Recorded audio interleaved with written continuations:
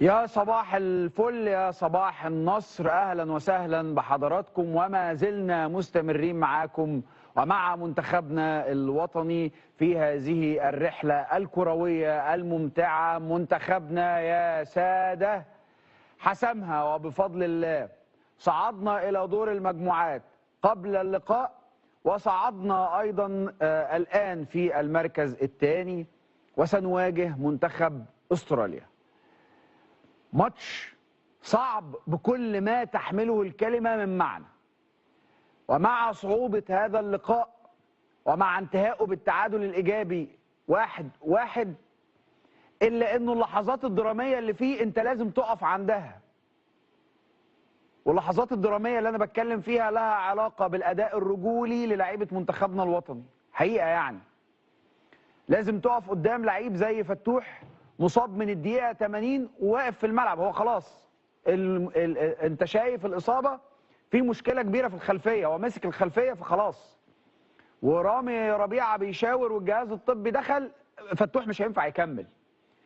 كون ان هو يفضل موجود في الملعب ويلعب تريزيجيه في الحتة دي يقفلها لحد ما الماتش ما يخلص، انت عمال بتلصم بتعمل اي حاجة، ويبقى فتوح يتحط في الملعب كده علشان بس يقفل مساحة، يقفل لك زاوية تمرير بحركة يمين وشمال، وانت عارف ان كل ثانية هو موجود في الملعب فيها هي غلط او خطر عليه. وفي نفس الوقت انت ما عندكش بدائل تانية، هتلعب ناقص. والامور بدأت توصل لمرحلة ان انت بلجيكا عمالة بتجيب في جوال، وانت بتفقد لعيبة في الملعب وبتتصاب منك لعيبة، والسيناريو بيقلب بقى لدرجه انه ايران بتجيب فيك جول، فاحنا اللي هو ايه ده هيحصل؟ ايران بتجيب فيك جول، فاللي هو انت مش مستوعب. الحمد لله انه طلع تسلل. لولا انت كان موقفك بقى انت الثالث، واحنا قلنا الثالث هيودينا للحته الثانيه. وما كنتش احب الحقيقه ان احنا بعد الطلعه اللي احنا طلعناها نبقى ثالث المجموعه. ومع ذلك لاعبتنا قدرت ان هي تبقى رجاله لحد اللحظه الاخيره، وقدرت ان هي تتعامل مع الموقف الصعب اللي اتحطينا فيه.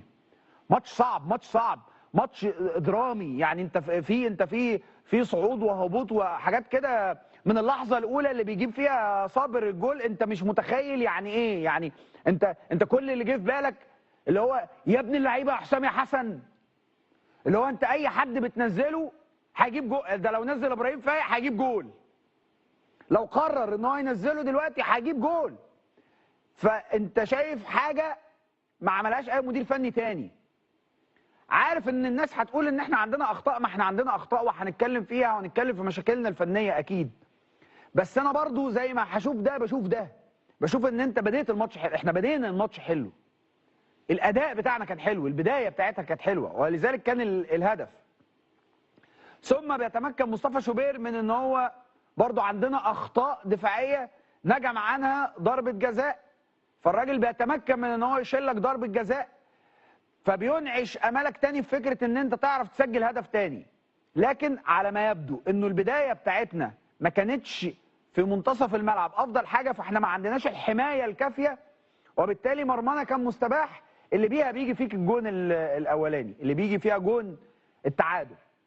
فبدل ما تخش على الكولينج بريك وانت متقدم، بتخش وانت متعادل 1-1، فتفضل ماشي في الماتش كده. وبلجيكا ماسكه نيوزيلندا في الكورنر هناك، علقه موت، خد تعالى واحد دب اديله 2 3 امسك 4، عايز يفرق. ده افتكر الكلام اللي كنت بقوله لك امبارح النهارده الصبح، لما كنت بقول لك انه بلجيكا عايزه تفرق بالاهداف، فرقت بمجموعه الاهداف اللي سجلتها في نيوزيلندا. وده بالمناسبه بس كلمه كده بين قوسين للناس المهرطقه اللي كانت بتهرطق، اصل بلجيكا برضه فرقه وعلى قدها، خدت نيوزيلندا 4 عادي 4 عادي. اللي انا عايز اقوله لك انه مبروك، الف مبروك لمنتخبنا الوطني. مهم جدا جدا هذه النتيجه، لانه ده ماتش صعب وظروفه صعب. خد بالك في ماتش بيبقى عنوانه من بره صعب، لما تخش جوه التفاصيل تلاقي الدنيا بظروف الماتش تتظبط لك، تتعدل لك، تتعمل على عدلتك. وفي ماتش عنوانه صعب وظروفه بتتصعب عليك، وهو ده اللي حصل معانا بالظبط. ماتش عنوانه صعب وظروفه من جوه اتصعبت عليك. اتصعبت عشان طريقه لعب، انت في بالك مثلا ان انت بتنزل مجموعه من اللاعبين عشان تحافظ على مروان عطيه، فبتضطر تفقد حته دفاعيه، بتكسب حته هجوميه بس بتفقد حته دفاعيه. قصادها بتفكر في انه لا انا هحوش التغييرات ديت، غصب عنك بتضطر تنزل مروان. المحصله الاجماليه انك خرجت باللي انت عايزه، بس الكابتن حسام حسن محتاج ياخد الفرقه دي يردها على السخن في الحرفيين. لان انت عندك محمد صلاح، محمد صلاح بيتغير في الدقيقه حاجه و50. محمد صلاح في الدقيقه 56 احنا كلنا مستغربين التغييره، بس الكاميرا لما قطعت انت شايف في تلج مربوط على رجليه على الخلفيه، فده تقل في الخلفيه مشكله. يعني لو تقل يعني ان شاء الله باذن الله تعدي، يعني هتعدي. هو طبعا وشه واضح ان هو متضايق. لو تقل تعدي. لو احنا داخلين في مرحله اكبر من كده شويه فيها شد ومسكت منه هناخد وقت. فادي محمد صلاح، ومحمد بيعمل واحده من افضل واعظم اداءاته على الاطلاق مع منتخب مصر. ثم انت طول الوقت عمال بتلصم في اللعيبه بتاعتك، فراحت جالك انذار ملوش اي لازمه. مهند لاشين راح واخد انذار مش موجود معاك الماتش اللي جاي. فانت خد بالك بتفقد برضه عنصر مهم جدا. فتوح اصابته اعتقد مش يعني ما اظنش بالشكل اللي احنا شايفينه ده، اصابته هتاخد وقت. ما اعرفش اذا كان هيقدر يرجع ولا لا. لسه عندنا حمدي فتحي مصاب برضه، لسه ما احناش عارفين ظروفه عامله ازاي. حسام عبد المجيد وفقا للبروتوكول الطبي هيقعد له 10 ايام من يوم الماتش، لان هو خلاص متشخص حاجه اسمها ارتجاج في المخ. فطالما ارتجاج وفقا للبروتوكول ما ينزلش، ما يلعبش ماتش رسمي الا بعد 10 ايام. فالحاله دي اسمها تحديات في الكوره، اسمها تحديات. انت الماتش اللي جاي داخل على تحديات، هتلاعب استراليا. يعني منتخب في الاول وفي الاخر ما نقدرش نقلل من المنتخبات، بس مش هتواجه فرنسا الحمد لله. تواجه منتخب يعني تقدر توصفه انه منتخب في المتوسط، اعلى من المتوسط سيكا يعني. مش منتخب مرعب. تعرف تعمل ماتش حلو، تعرف تعمل نتيجه حلوه، تعرف يبقى عندك اصرار وعندك رغبه وعندك حماس.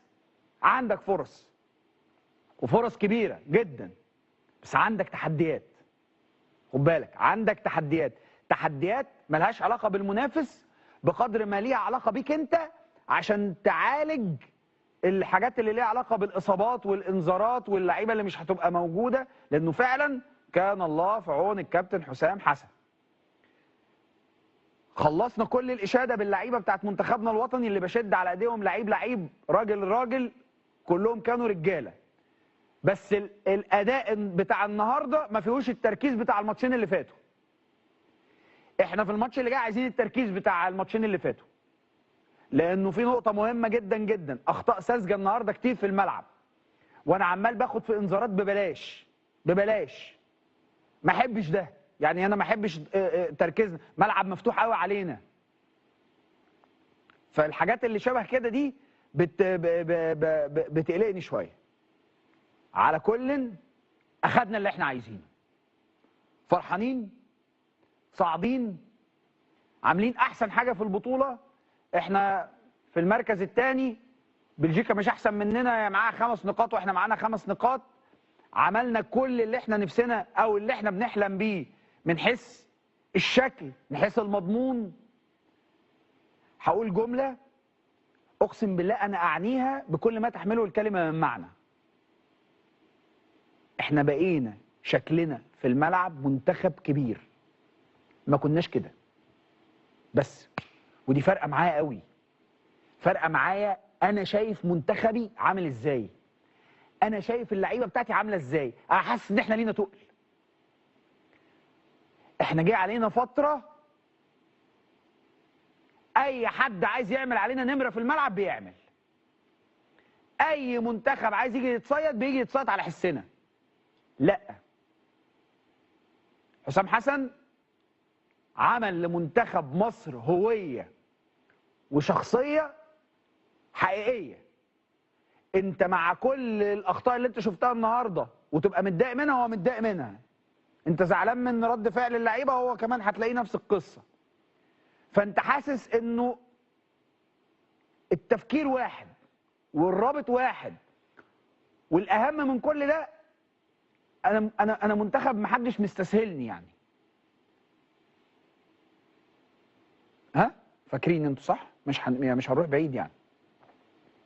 كان اي منتخب قبل حسام حسن في فتره تقدر توصفها كانت فتره صعبه جدا جدا جدا، فتره سوداء انجاز التعبير. اي حد عايز يعني يتارجز علينا بيجي يتارجز علينا، اي حد عايز يجي يعمل نمره بيعملها.